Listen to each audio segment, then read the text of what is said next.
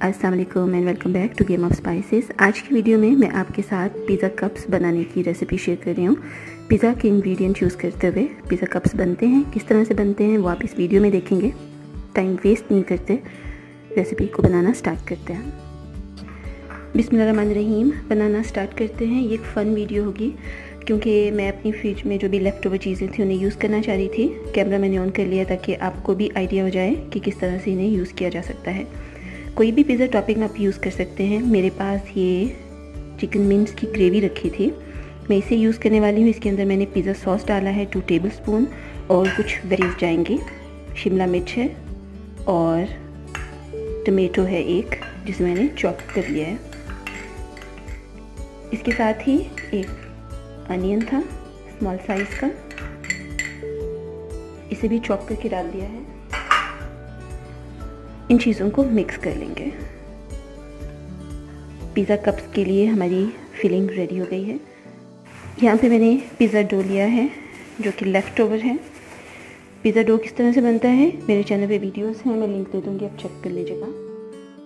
Dough के 6 balls लिए हैं जो कि इक्वल साइज़ के हैं। इन्हें मैं रोल कर लूँगी। अब मुझे इसे रोलिंग पिन के साथ फ्लैट कर लेना है और साइज़ ऐसा होना चाहिए कि इन कपकेक के मोल्ड्स के अंदर फिट आ जाए। फ्लैट किया थोड़ा, कपकेक का एक टिन लिया, इसे ग्रीस कर लिया है ऑयल के साथ और इसे इस तरह से इसके अंदर फिट कर देंगे। पिज़्ज़ा सॉस लगाएंगे, ज़्यादा मत लगाइएगा।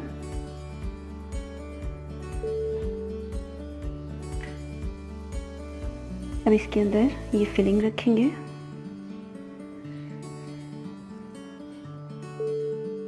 और अब इसके ऊपर डालेंगे चीज़, मोज़रेला या चेडर, जो भी आपको पसंद है।